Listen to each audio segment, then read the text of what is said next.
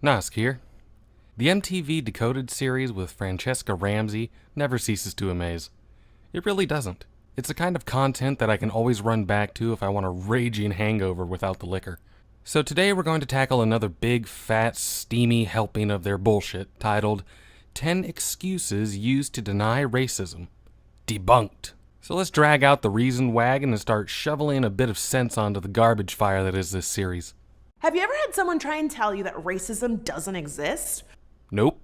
Probably because nobody denies racism exists. Plenty of people do, however, deny baseless and false accusations of racism, which generally come from regressive nitwits like yourself on an annoyingly regular basis. Well, here's why they're wrong.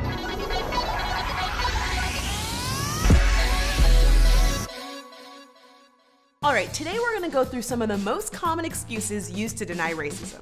Oh yes, Francesca. Let's. I'm sure this won't be biased or cause an aneurysm at all. No. Let's take a look. We have a black president, so racism, poof. That's not an excuse to deny the existence of racism, just that the accusation from all your little social justice friends about structural racism is clearly bullshit. There's no denying that the election of President Barack Obama was a huge sign of progress, but it didn't stop anyone from making racist jokes and memes about the first family. In the age of the internet of all things, I think the point of jokes and memes is flying over your head like a Hail Mary in the opposite direction.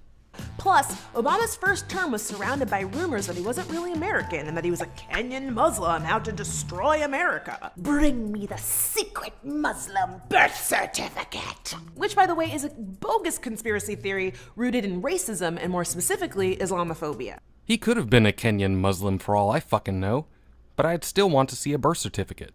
I'd want to see one from any presidential candidate, honestly, especially considering the fact that, I don't know, being a natural-born citizen is a requirement for the office. As for the last part, please don't start equating Islamophobia to racism. Islam isn't a race, it's a religion. Oh, racism? Then what about Oprah? Boom. Who legitimately says that? Like, ever. I've heard tons of things in my life, but I've never heard anyone pull a goddamn Oprah card. This harkens back to the social justice narrative of structural or systemic racism, however, which if those were real things, then Oprah would be a good excuse. So would Obama. Structural or systemic racism would never allow black people to get so rich and famous, or hold the highest and most powerful office in government. Let's put this to rest once and for all. Will Smith saved us from aliens, not racism. One person overcoming incredible obstacles doesn't make those obstacles disappear for everyone else. It does if they were never obstacles in the first place. You know, like structural racism. That's like saying J.K. Rowling was a single mom on welfare and now she's a billionaire. Dismantle all government assistance. Nobody ever says that either, because nobody is retarded enough to think that just because J.K. Rowling got rich, that suddenly there's no one in poverty at all anymore. Hey, my family never owned slaves. Never. We were allergic. That's not an excuse to deny racism. It's an excuse to get your identitarian nut jobs to stop demanding reparations from specific people for the actions of a teeny tiny fraction of the population who did own slaves and contribute to the problem of slavery. You know, really fucking rich people. Okay, time for an analogy. If your dad's Tony Soprano, then the house you live in, the car you drive, and your iPhone was paid for with mob violence. You're not responsible for it, but you're definitely benefiting. Look, I didn't rob the bank, but I'm definitely spending the money, okay? Poor analogy, since in that circumstance, you can't be blamed, jailed, or punished for it if you had absolutely no knowledge or willful participation in the crime. Kind of like how I can't be blamed for slavery because I never owned slaves. Of course, then you just start running into the issue with the space-time continuum. Slavery has been abolished for over 150 years. I can't be blamed for it. Nor can my parents, or grandparents, or even great-grandparents. None of us even existed during the era of slavery. That's a lot of generations of people to blame for something they didn't even exist for. You or your family didn't have to have owned slaves in order to benefit from slavery. Denying the rights of black people resulted in increased wealth, opportunities, and advancement for all white people, even if they didn't directly participate in slavery themselves. All white people? Oh yeah, I get it. It must have been a centuries-old version of trickle-down economics. Except back in those days, it actually did trickle down. All those ridiculously wealthy white people, that tiny fraction of the population participating in, supporting, and funding the slave trade. Yeah, they were just going around to every white person there is and handing out heaps of cash from their slave profit wagons. It's not like those employed by slave owners were essentially paid a pittance and still living in squalor. Nah, couldn't be. Excuse me, the Irish, they were also slaves, so... Because for a time, they essentially were. You seem to be under the delusion that the only way someone can be a slave is if they are some race other than the enslaver. First of all, no. While it's true that Irish immigrants were often discriminated against in the United States, many came to America as indentured servants, which isn't slavery. While not slavery in its own right, indentured servitude was very similar in a variety of ways. White indentured servants came from all over Great Britain. Men, women, and sometimes children signed a contract with a master to serve a term of 4 to 7 years. In exchange for their service, the indentured servants received their passage paid from England, as well as food, clothing, and shelter once they arrived in the colonies. Some were even paid a salary. Some very lucky few. When the contract had expired, the servant was paid freedom dues of corn, tools, and clothing, and was allowed to leave the plantation. During the time of his indenture, however, the servant was considered his master's personal property, and his contract could be inherited or sold. Prices paid for indentured servants varied depending on the skills. While under contract, a person could not marry or have children. A master's permission was needed to leave the plantation, to perform work for anyone else, or to keep money for personal use. An unruly indentured servant was whipped or punished for improper behavior. Due to poor living conditions, hard labor, and difficulties adjusting to new climates and native diseases, many servants did not live to see their freedom. Often servants ran away from their masters. Since they often spoke English and were white, runaway servants were more difficult to recapture than black slaves.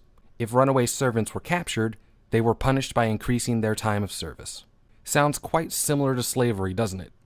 Except for a few differences, indentured servants basically were slaves. That may have been why indentured servitude was abolished along with slavery after passage of the 13th Amendment. Moving on then. And while the Irish started as an oppressed group in America, they were able to shed their minority status and become white, largely by joining in on the oppression of black people, often through violence. As Teal Deer himself so famously likes to say, citation needed. And the shedding of their oppression may have had something to do with enough of them over time coming to this country of their own power, fulfilling their contracts of indentured servitude and thereby becoming free, and also that whole 13th Amendment thing. What privilege? I worked my ass off to get where I'm at. I know. No one is saying that you didn't work hard. Except for Black Lives Matter, social justice warriors, you, and anyone else who actually believes that in this day and age, white privilege is a thing. In reality, everyone has some degree of privilege. White privilege doesn't mean you've had it easy. It just means that you don't have to deal with structural racism. Just like as a straight person, I don't have to deal with homophobia. There's that social justice talking point. I was wondering when you'd break out that catchphrase. Also, I've made several videos addressing what privilege actually is. Even one to you, Francesca. I suggest you take a look at it. Redefining the word to suit your own narrative does not change the actual meaning of the word. Now, classism, that's the issue, not race. Because it is, and always will be. You may want to check that last video I made for you, Francesca. With any luck, you'll learn something. Poverty sucks for everyone, but racism and classism aren't interchangeable. You can change your class, but you can't change your race. Not to mention poor people of color have to deal with classism and racism. Again, see my prior video to you. Classism and racism are something everyone of every color can, does, and will have to deal with. People of color can be racist too, in case you bumped your head and forgot. Add to that, things like housing and job discrimination are usually the reason many people of color are in poverty in the first place. Or because a person's credit was shit, so there goes home loans and plenty of apartment applications. And probably because businesses look at and interview many applicants for even a single position, and fill it with the ones they feel are most qualified. Excuse me, I have friends/family/dated someone of that race. You wouldn't be some big, horrible racist if you're friends with or dated someone of the race that you supposedly despise.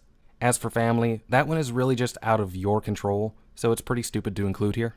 Who you're friends with, related to, or in a relationship with doesn't keep you from being responsible for your actions. If you say or do something racist, you have to deal with the consequences. Because that's the idea behind personal responsibility, which is funny to hear you use as a reason, because maybe you could teach a bit of that to all your collectivist and identity politics pushing buddies. Can't really blame a whole group for the actions of a few individuals. Look, my black and or Latino and or Asian and or Native American friend does not care when I use that slur. When people say this, they're referring to their friends. Their friends. Chances are good their friends have told them that they don't care or even find it funny.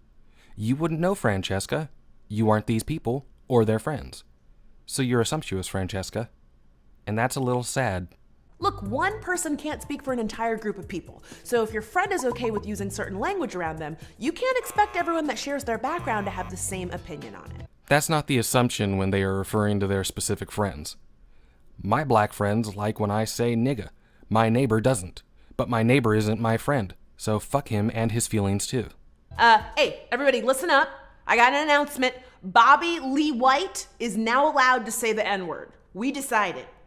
Yeah, we did. In an overbearing, overreaching authoritarian collectivism, that situation or something like it could certainly be the case. We don't live in a dystopian collectivism though, so fuck getting permission. Anyone can say anything they want, and if that's going to rustle your jimmies, feel free to say whatever you'd like to in response. Say whatever. The minute you lash out in any sort of physical violence or physical retribution, however, you've automatically conceded you don't have an argument worth supporting.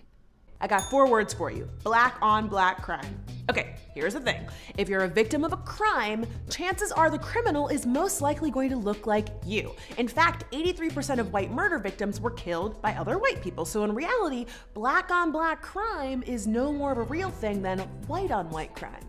Nobody uses this as an excuse.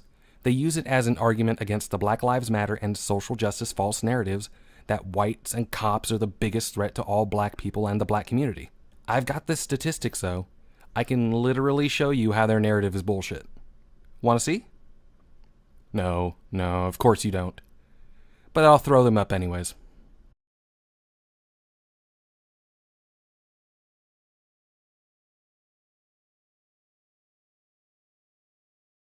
Look, racism is never gonna go away if you keep freaking talking about it.